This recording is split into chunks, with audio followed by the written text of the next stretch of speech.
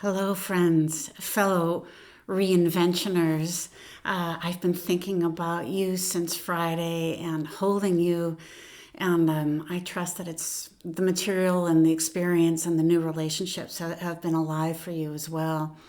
I keep thinking about more ways to dimensionalize some of the work that we did, and so I'm just going to start doing some of these videos, I think, to continue the sharing and the teaching and the learning that we get to do together.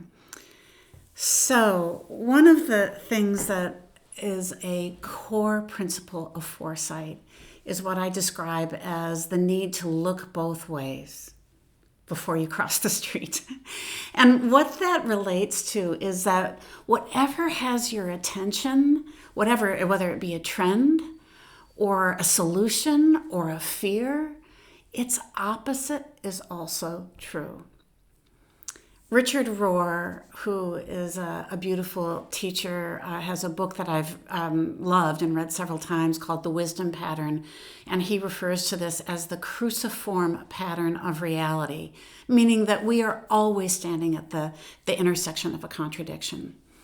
And where this really comes to light for us in the work that we did is in the drama triangle. As a victim, which really is where we typically locate ourselves first and when drama is present, is we're upset because we feel powerless in the situation and we're wanting to get our control back, our power back.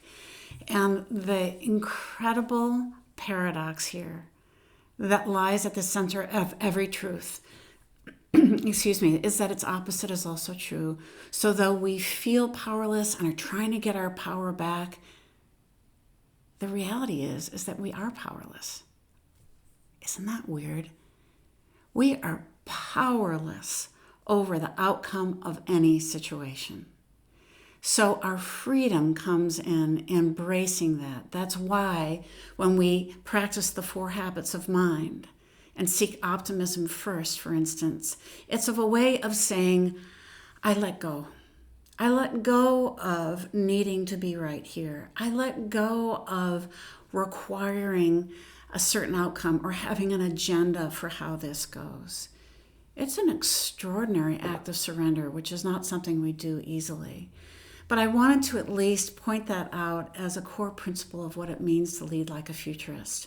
That we are forever holding this paradoxical nature of every situation we're in.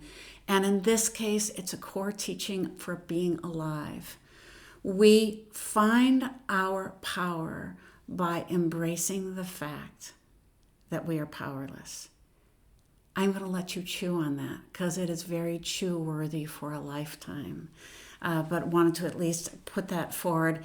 And I also wanted to address what I hinted at in the email that I sent yesterday about the slippery slope of the drama triangle, which is to say that once you start to see it and hear it and recognize it, you're going to be able to see that it's all over our lives, our own personal lives. It's all over the narratives in the news. It's all over everybody's gossip. It's all over their tensions, the things they're struggling with, is that we are really always at the center of this drama triangle. Be careful. Be careful that as you recognize it, that you don't start to teach others about it, unless in fact that is your role. Because what can very likely happen, particularly if people aren't asking for it, is that what you are doing is slippering your way into being right again. So this is really a tool for our own self-awareness. Where do you want to pull up to and watch as you're listening to people? Which takes me to another element of listening. One that I think I will add to our agreements for the day. And that is deep listening. The ability to hold space for others has of core value and intention at the center. And that is we honor the dignity of each person's path and process. It's, as we were talking about at the end of the day, everybody's looping, meaning everybody's in their own moment of expansion. Everybody's path is unique and individual. Everybody's history is unique and individual. And because you figured something out for yourself, does not mean that it's right for someone else. They have to find it for themselves. And when they're in the process of finding it, they may ask. They may be listening. They may be saying to you or others, tell me more. So just be thoughtful about that. Don't start trying to power triangle yourself over others, because again, that starts to set up a power struggle. Isn't that weird? We are caught in the wisdom of no escape all the time. That's going to be the tidbit for today.